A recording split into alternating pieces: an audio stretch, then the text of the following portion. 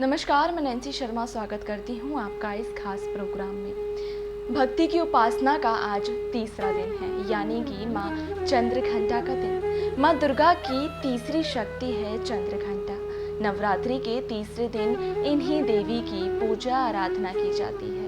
देवी का यह स्वरूप परम शांतिदायक और कल्याणकारी है। इसलिए कहा जाता है कि हमें निरंतर उनके पवित्र विग्रह को ध्यान में रखते हुए साधना करनी चाहिए। उनका ध्यान हमारे इहलोक और परलोक दोनों के लिए कल्याणकारी और सद्गति देने वाला है।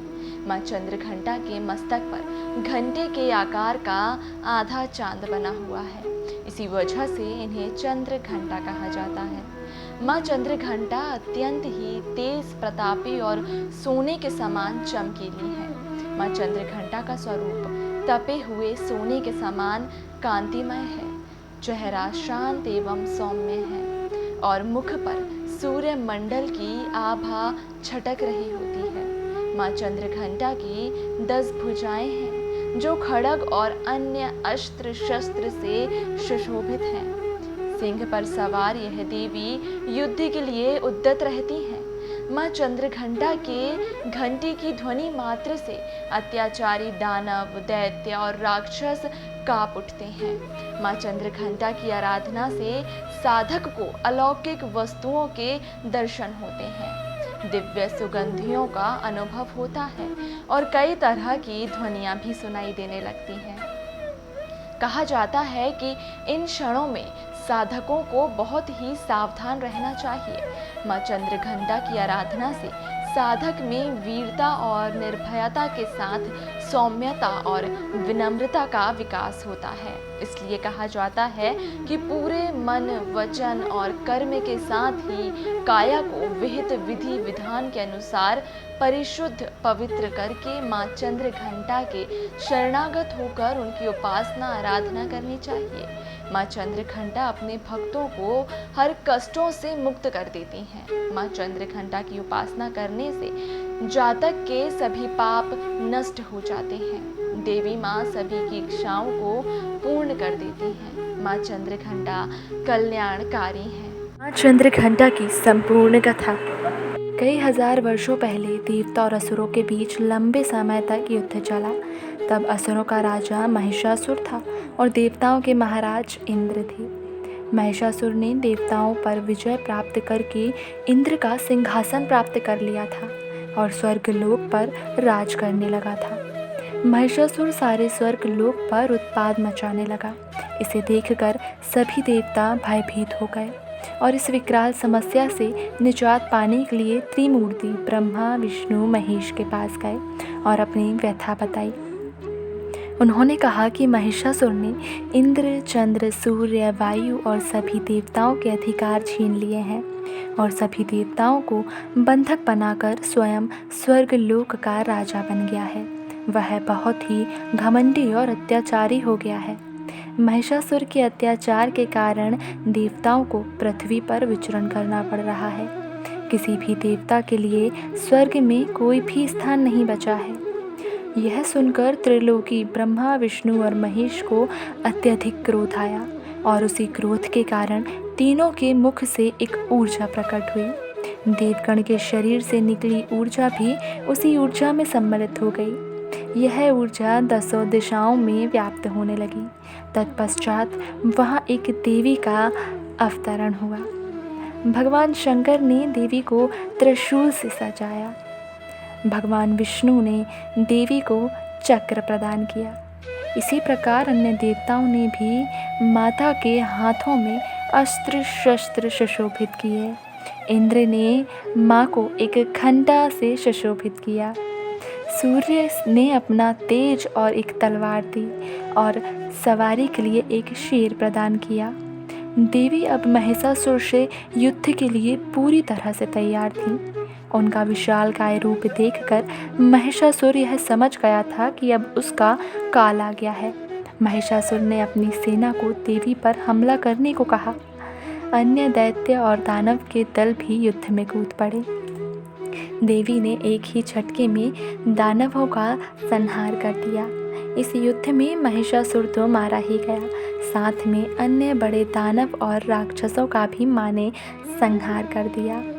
इस तरह से माँ ने सभी देवताओं को असुरों से अभयदान दिलाया और देवताओं को भयमुक्त कर दिया। इस तरह से देवी माँ ने महिषासुर का विनाश कर देवलोक में शांति और समृद्धि जागृत की। जानिए किस दिन कौन सा प्रसाद चढ़ाकर प्रसन्न करें देवी माँ को। पूजा प्रारंभ करने से पहले माँ चंद्रघंटा को केसर और केवड़ा जल से स्नान कराएं। इसके बाद उन्हें सुनहरे रंग के वस्त्र पहनाएं। इसके उपरांत माँ को कमल और पीले गुलाब की माला चढ़ाएं। इसके बाद मिष्ठान, पंचामृत और मिश्री का भोग लगाएं। चंद्रघंटा को प्रसन्न करने का मंत्र। या देवी सर्वभूतेषु माँ चंद्रघंटा रूपेण संस्थिता नमस्तस्यै नमस्तस्यै नमस्तस्यै नमो नमः। अर्थात हे माँ सर्वत्र विराजमान और चंद्रघंटा के रूप में प्रसिद्ध अम्बे, आपको मेरा बारंबार प्रणाम है। हे माँ मुझे सब पापों से मुक्त करें। कहाँ विराजमान है माँ चंद्रघंटा? इलाहाबाद में माँ चंद्रघंटा का मंदिर स्थापित है। पुराणों में भी इस मंदिर का विशेष वर्णन है। यहाँ पर देवी दुर्गा माता चंद्रघंटा के रूप में विराजमान है। वैसे तो इस मंदिर को इकलौता ऐसा मंदिर माना जाता है जहाँ माँ दुर्गा के 9 स्वरूपों का एक साथ दर्शन होता है। कहते हैं इस मंदिर में दर्शन मात्र से ही मानव को सारे मानसिक व शारीरिक कष्टों से छुटकारा मिल जाता है।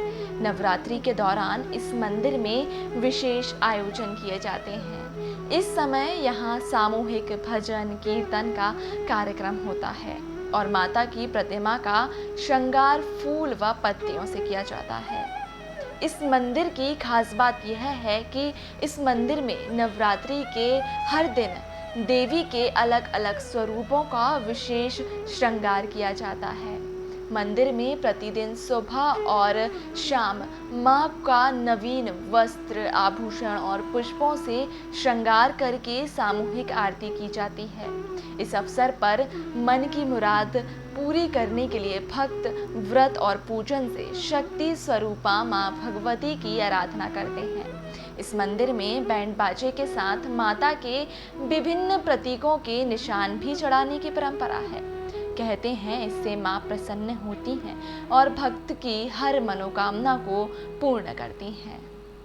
सर्वमंगल मांगल्ये शिवे सर्वार्थ साधिके शरण्ये त्र्यंबके गौरी नारायणी नमोस्तुते। बोलिए जय माता की। आज माता भगवती का तीसरा स्वरूप चंद्रघंटा देवी के नाम से है। माता भगवती ने चंद्रघंटा रूप धारण करके और 10 भुजाओं से युक्त हो करके माता ने पहले हाथ में मोती की माला, दूसरे हाथ में कमल, तीसरे हाथ में तीर और चौथे हाथ में पास और 5वां हाथ वरद हस्त और 6वें हाथ में माता कमल का फूल और इसके बाद में 7वें में तलवार, 8वें में गड़क मुद्रा रूप धारण था, 9वें में त्रिशूल और 10वें हाथ में माता ने गदा धारण करके महिषासुर को मारने के लिए विकराल रूप धारण करके भगवती उस पर धावा बोल दी और महिषासुर को जितना अट्टहास करके देवी गरज रही थी उसी प्रकार से भगवती का वाहन सिंह भी उसी तरह से जो है दहाड़ मार करके नखों से महिषासुर के भैंसा वाहन को, जो कि स्वयं ही महिषासुर महिष बना हुआ था, वो कभी महिष का रूप धारण करता था, कभी राक्षस का, और अपना वाहन भी स्वयं बन बैठा था। इसलिए माता भगवती ने महिषासुर का क्षण मात्र में वध कर डाला। ये माता अत्यंत स्वभावतः बहुत ही सहज हैं। इनकी आराधना करने से भक्त लोग भय से दूर हो जाते हैं, अकाल मृत्यु का भय नहीं रहता और जरा व्याधि इत्यादि सभी रोग दूर होते हैं। आजकल देखा जाता है कि बहुत लोग रोगों का, असाध्य रोगों का शिकार हो जाते हैं, अचानक दुर्घटना में मृत्यु हो जाती है। इन देवी की उपासना करने वाले माँ भगवती को जो अति प्रिय है, इनका लाल वस्त्र, लाल रंग की साड़ी, सुनहरे कलर की इनकी चुनरी है जो साड़ी में गोटा लगा हुआ है, और भगवती का ब्लाउज भी सुनहरे कलर का है जिसमें पिंक कलर, गुलाबी कलर मिक्स है, और भगवती के कानों में झुमका, नाक में नथनी और गले में सुंदर हार और मोतियों से जड़ित आधा अर्धचंद्र भी इनके मस्तिष्क पर विराजमान है। ये भगवती मोती की माला धारण करे हुए, मोतियों से युक्त सभी अपने आभूषण धारण करती हैं।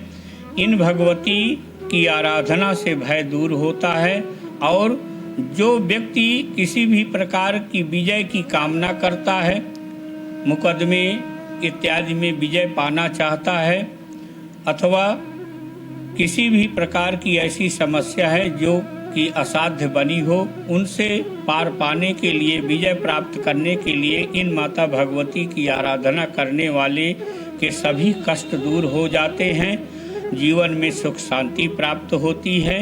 इन देवी को विशेष करके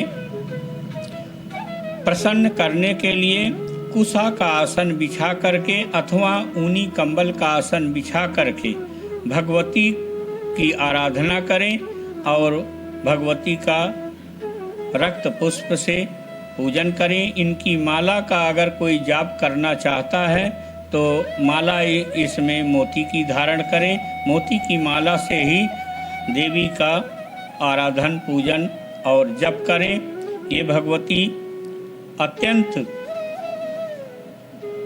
शीघ्र ही प्रसन्न होने वाली और अत्यंत लाभ देने वाली इस तरह की माता सदैव विजय कामना के लिए पूजी जाती हैं। यही भगवती के रूप को निहारते हुए जो भक्त इनकी आराधना करता है वो निश्चित रूप से विजय प्राप्त करता है। फिलहाल के लिए इतना ही। जल्द ही मुलाकात होगी देवी के एक और नए स्वरूप के साथ।